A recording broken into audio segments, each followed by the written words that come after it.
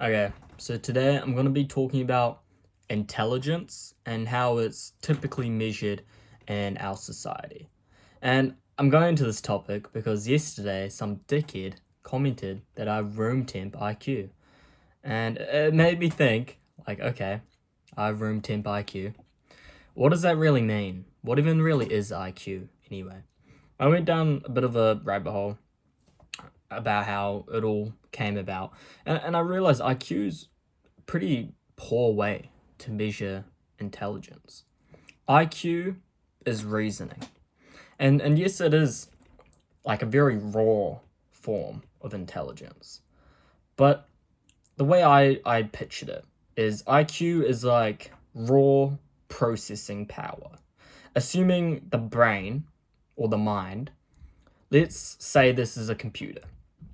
IQ would be the raw processing power, the speed and the power at which it can perform tasks. And then above this are layers of intelligence, ways to compute information more effectively, more efficiently, and overall to give you a better approach to incoming data. And the way I look at it is 5 different tiers. The first would be external discernment, and this would be your ability to process incoming information and discern the value of it. This being, okay, does this information come from a valid source? Does this information serve me? Is this information inherently true? Or is it based on assumptions that are underlying? And, infinite arrays of other ways to discern information.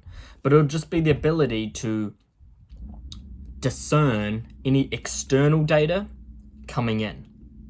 And then the next tier of intelligence, which I would say is above this, would be introspective discernment.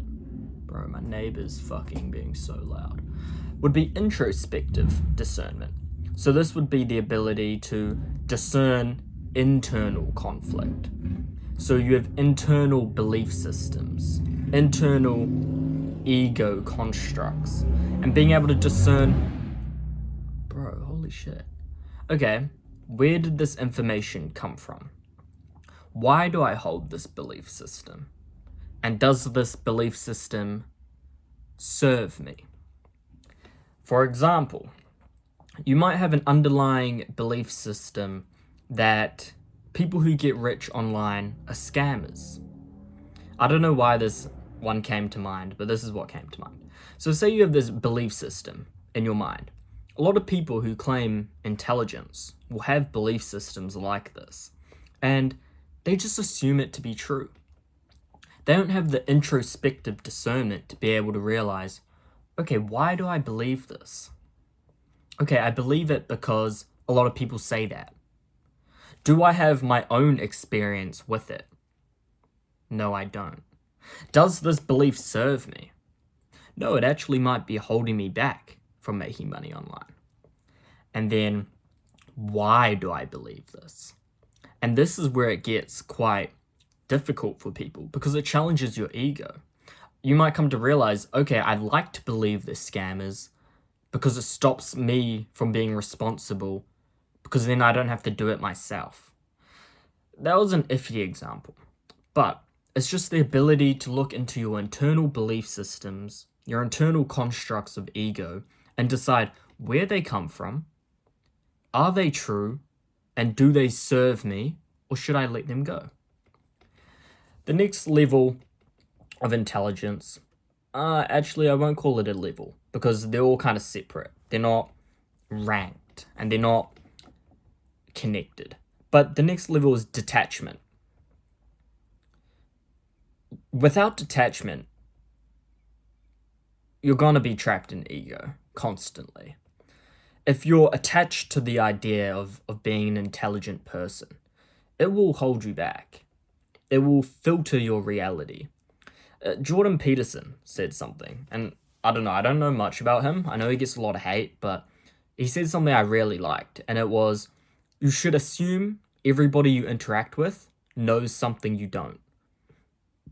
And that is incredibly profound because it shifts the ego filter of assuming you know everything.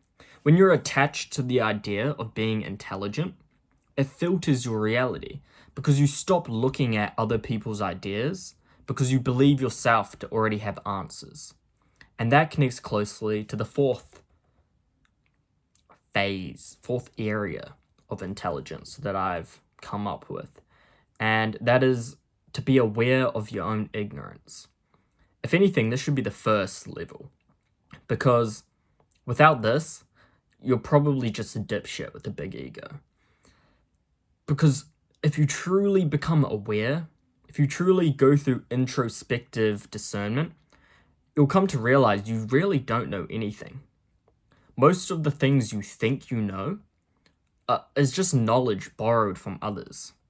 People go on reading books, watching podcasts, watching documentaries, and they begin to think they know things. They begin to think they're intelligent because they've collected a bunch of shells at the beach, because they have a bunch of knowledge. You're just filling up your mind with garbage and creating a bigger ego. I believe intelligence comes from unlearning all the indoctrinations you've come to collect, and about becoming aware that you really don't know anything. The religious man will say, "Oh, I know. God built everything." The atheist will say, "I know. The Big Bang." Both of these ideas are hypothesis. They're just ideas proposed by someone else, and then you've come to collect them and take ownership of them as if you know something. If you truly introspectively discern, you'll come to realize that you don't really know anything at all. You don't even know yourself. And that is about being aware of your own ignorance. And then the fifth, there's definitely many layers, many ways of going about intelligence. But the fifth that I've come to realize over this last 30 minutes of pondering is a holistic view. To be able to look at a system from the bigger picture. To not be caught up in little details. It's like when you argue with someone and you what's an example?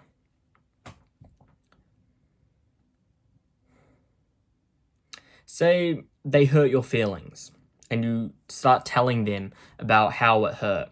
And then they'll be like, "Oh, but I didn't say it that way. I said it this way." Do you know what I mean? Like they begin to pinpoint on a certain detail when the whole point was the bigger picture that you've been hurt. That was an iffy example, but the point stands. Is the ability to look at the bigger picture of what's actually going on instead of a fine little detail and being captured by that detail. And also, say you're looking at your life. Without a holistic view, it's very easy to get caught in times of hardship where things get very difficult. If you don't have this ability to look at the bigger picture, then you might start to think like, "Oh, this is fucking terrible." And with these layers of intelligence, and you really begin to implement them, you don't get trapped in the typical idea of intelligent people. I saw something saying like intelligent people get more depressed. I don't agree with this at all. I think when you're identified with intelligence, or if you have a high IQ, you might be prone to these kind of things. But if you go through these 5 layers of intelligence and really go deep into them and resonate with them, I find it's completely impossible to be depressed. Not to be depressed. Like, you can still feel depressed. You can still feel the emotion of depression, or the lack thereof. But to be depressed as an identity will no longer ever reach you. And just to recap, it comes down to discernment of external data, so any others' opinions, media, whatever. Then introspective discernment of internal structures within you, belief systems, ideas, concepts. And then